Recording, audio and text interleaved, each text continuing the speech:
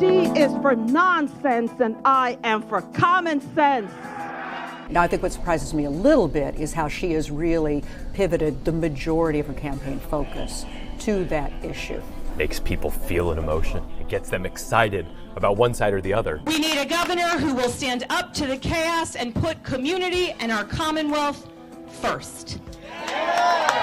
And how that's going to shake out is probably going to be one of the enduring electoral questions both this fall and next fall.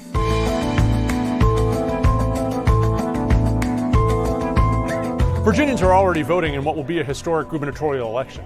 Since 1776, Virginians in one way or another have selected governors, but never a woman, not until now. In this election, both candidates for major parties are women. History will be made come this November. But we're really not talking a whole lot about that, nor are we talking about the economy an awful lot, which polls consistently show is the top issue for Virginia voters. Instead, we are talking about the bathrooms Virginia public school students use, and we want to know why. For that answer, we turn to our own team, to a friend and colleague at NBC News and a former Virginia governor who made a little history himself. This is For More Context, your seat in the News 4 newsroom for a conversation about how we check facts, fight for answers, break stories, and hold each other accountable. Julie, as we close this governor's race, how surprised are you on the issues we're fighting over? Not entirely surprised, because, what we see Winsome Earle-Sears doing is leaning into the playbook that she saw work for Governor Youngkin and for Donald Trump last year in going so hard on the issue of transgender students and where they'll have access. Now, I think what surprises me a little bit is how she has really pivoted the majority of her campaign focus to that issue. The ads are starting to focus on that. How liberal is Abigail Spanberger? She voted to allow men in girls' sports, bathrooms, and locker rooms. So how does that become an issue in a governor's race in Virginia? Because it makes people feel an emotion. It gets them excited about one side or the other. Yeah. Is that the life experience of the majority of people? I don't know. But it creates an emotion, right? So people get fired up about it and they make it an issue. Earle-Sears taking an even more aggressive approach, going to an Arlington County School Board meeting last week. We've seen her come up to Northern Virginia to go in person to 3 school board meetings. At one, she spoke to the Arlington County Board and scolded them for their policy, called it insane, said they were damaging kids, and said they had to reverse it. As governor, I will not stand by while political correctness tramples over science, fairness, and safety.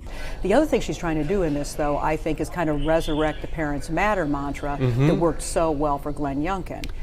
But, I think the climate is a little bit different right now. Because that was coming out of COVID. The other thing in 2021 is that his opponent stepped right into that mess. Bungled, set it up. Yeah. It was in our debate, and it was a question I asked. About transgender rights. I don't think parents should be telling schools what they should teach. In fact, I think in all the campaigns I've covered for governor, that was really? Where it was one of the most pronounced turning points. The Spanberger campaign has not done what the McAuliffe campaign did. I think they saw that happen, and even in some of her ads in these closing days, she is reinforcing a parent's right to be a part of educational decisions. You hear her say time and again in her ads, "I'm the parent of 3 daughters." Yes. I mean, she's playing it safe. But Winsome Earle-Sears' ad points out that in Congress, Spanberger voted for the Equality Act, and the Equality Act did provide for, it was an anti-discrimination measure that provided for access to public facilities based on gender identity. And so what do you make of that when polls don't show that that is a huge concern of voters? I think, we saw this in 2024 with the president, Donald Trump, and his campaign. Broadly, this is the sort of next phase of the culture war, I think, on the Republican side, right? Something else for Republicans over these last few elections has been trying to make the argument of these Democrats don't share your values, right? And so the way that Donald Trump was very successful in doing this in 2024 was by sort of making this argument that Kamala Harris and the Democrats were too far to the left. Kamala is for they, them. President Trump is for you. I think two things can be true here. One, most polling, if you're just looking at specifically the poll question on should transgender girls play in women's sports, right? That is pretty clearly a majority of people say no. As a poll, in a national polling. We don't know Virginia polling, but we know nationally the answer is usually no. So on one hand, if you're the Republicans and you see an issue that's 75-25 and you're on the side with the 75, you're going to hammer that pretty hard.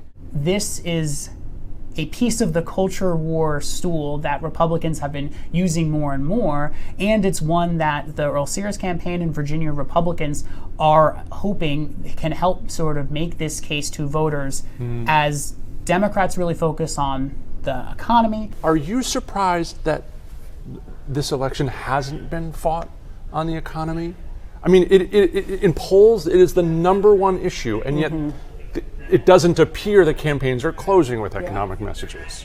Now, I think Spanberger's campaign is, affordable Virginia is her mantra. Okay. And that is what she is talking about. And, we saw in a recent VCU poll that cost of living, 28% of voters said cost of living was their greatest concern right now. And that was the highest issue in the poll, the top issue in the poll. Not a surprise. The economy is always the big issue. And that doesn't just affect Northern Virginia. And yet on TV, that's not the case.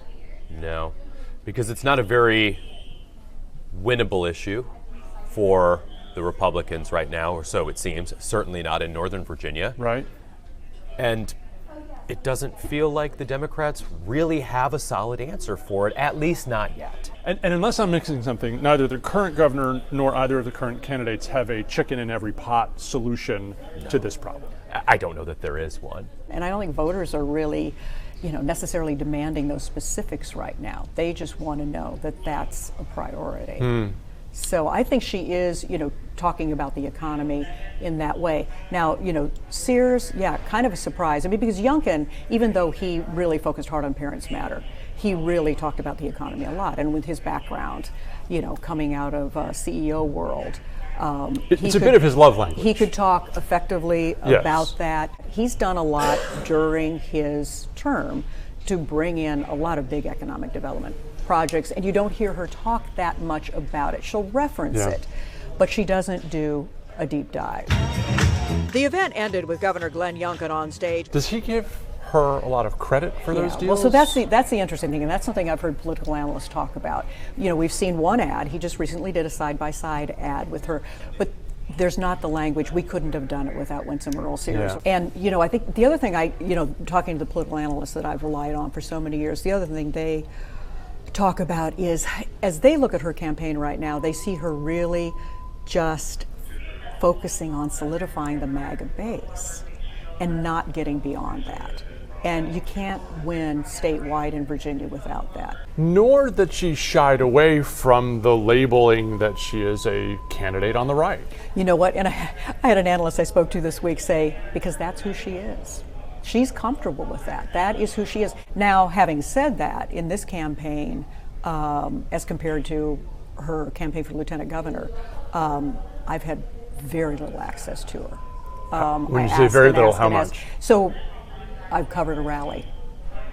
I have not had a one-on-one experience with her. I'm asking for one. I'm waiting for one. We're hoping to do a sit-down soon. But no, I'm not blowing smoke. You're the dean of political reporters in certainly Northern Virginia, if not across the state. The other thing I've noticed about hold on. Well, you've covered Virginia politics for decades. The fact that she hasn't had a cup of coffee with you or sat down for an interview says two things to me. One, about the time we're in, that politicians don't want to do that. But two, that's a problem. Yeah. In fairness, on the other side, the Spanberger campaign, we at least are. There's at least a commitment to sit down for an interview, but we still don't have a date. And there are more, I would say, open press events with her. Why do you think that is? But again, I think all the statewide campaigns are more like that. I think they see us, they see TV media and just mainstream media in general as less important to them than it used to be, and I'd like to argue otherwise. Governor Wilder, as we close this race, where's the battleground ideologically? What are people fighting over? Well, this will be money, quite frankly.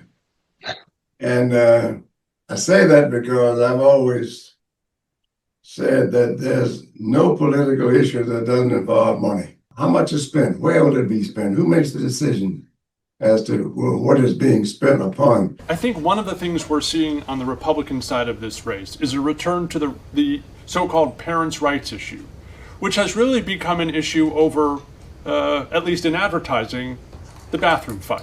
Yes. It does not poll high as an issue in your polling, nor in anyone else's. So why are they fighting over that battle? Because some while back, in an election prior to this, one of the candidates from the Democrats were saying things like, we are not going to have parents come in here and tell us what to do as it relates to education. And so, though the issues may change, the issue as it relates to the concern for children and what's being taught, how it's being taught, and why should it be taught? For instance, the issue of DEI. That's going to be big time in Virginia, because look at the amount of money that's being spent to get rid of it.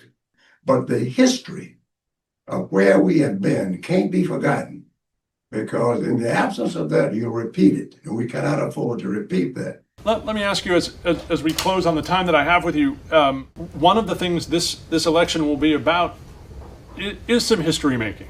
We will elect the first woman governor in the Commonwealth's history. Yes. And yet it's not a big deal. It doesn't seem that voters are talking about that. How do you view that as someone who made history yourself? Ooh, Governor Wilder? That is unfortunately when the Zoom froze up technology, but it's an important answer and I wanted to hear it from him. So he emailed me this. The election of either of them reflects the changing times in which we live. This moment is not just about personalities or party politics, it's about progress, Governor Wilder said. It is about the continuing expansion of representation in our political leadership, the recognition of women's voices in shaping policy, and the acknowledgement that leadership must reflect the diversity of the people it serves. From that history to future elections, we turn to what other states are going to learn from this year's Virginia election. Explain to me sort of, Virginia is not your beat, but where do you fit in politics? I basically cover politics and elections from the national perspective. So any big race that's going on across the country, we've got our teeth in it, and also particularly focused on campaign finance and political advertising. And so, how do you see this Virginia governor's race, especially in these closing days on the issues that they're fighting? So far, it's hemmed pretty much to expectations, where you have Virginia has long been sort of an election that has typically been beneficial to the party, you know, not just out of power, but the party, you know, out of power of the White House, right? You know, right away, because of the historical trend, Republicans are up against it. They are facing tough odds, because with one exception in recent political history, the governor's race is won by the party that is not in power in the White House. So she would be really defying historical trends. And this year especially, you know, with the enormous unpopularity of Donald Trump, that headwind is even stronger. Yeah, we're not seeing a lot of him in the Virginia race. Why do you think that is? You know, I don't know for sure. I haven't spoken to them directly, but I think with the president loves to be a kingmaker in Republican politics. I think you've seen him get involved until, you know, there's usually two reasons why he sometimes backs away. Mm-hmm. One is if he's not sure the candidate is going to win, just keeps a little bit of distance because you don't want to swoop in at the last minute, endorse, and then get saddled with the loss. Do you get the sense that voters and analysts and political experts across the country are watching what's happening in Virginia because we are sort of lonely this year having this election? Absolutely, and always, because we're always off year. In elections, meaning it's not a regular election year for voters in the rest of the country. It's Virginia, New Jersey out there. So, you know, because Virginia's statewide election always comes on the heels of the presidential race, then the whole nation is watching to see. This will be an easier question to answer mid-November when we know the results. But do you think there's a lesson emerging from this race that voters and candidates across the country can learn from? I think there will be a lesson that emerges about whether or not going after bathroom and locker room policies is still a message that works, especially in this climate where the economy, voters sense the economy has worsened, costs haven't gone down. Ben, you cover races all over the country, and while this isn't a huge election year, this off year, do you see these issues, transgender rights issues, coming up in other elections these days? Yes, 100%. I think this is a piece of the Republican culture war, a leg of the stool, if you will. People are looking to Trump's victory in 2024 and trying to come up with ways to replicate it. There are many ways and many lessons to be learned. Some are overlearned and some are not, but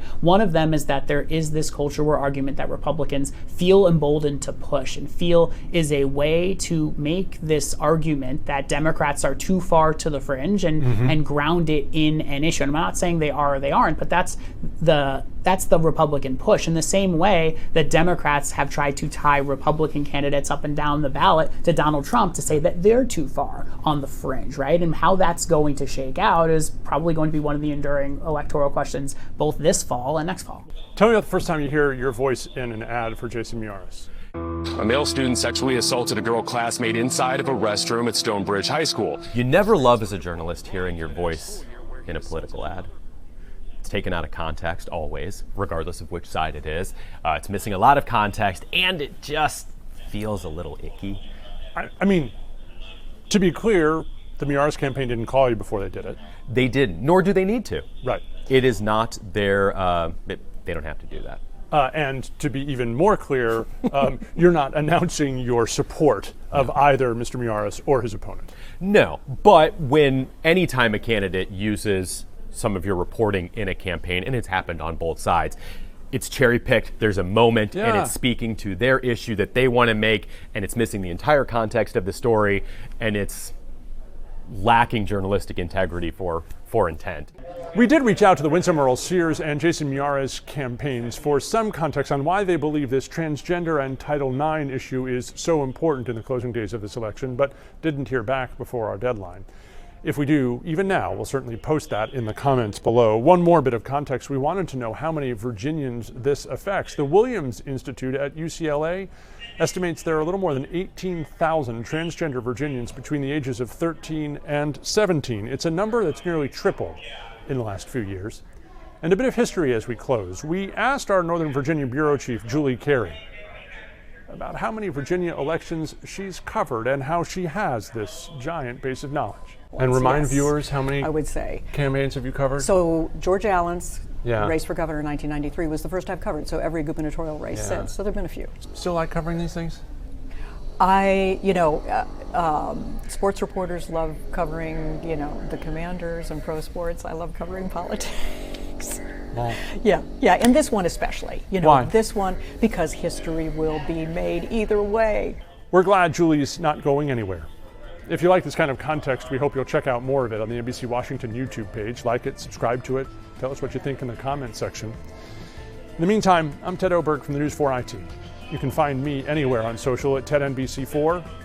I'll be here, working for you.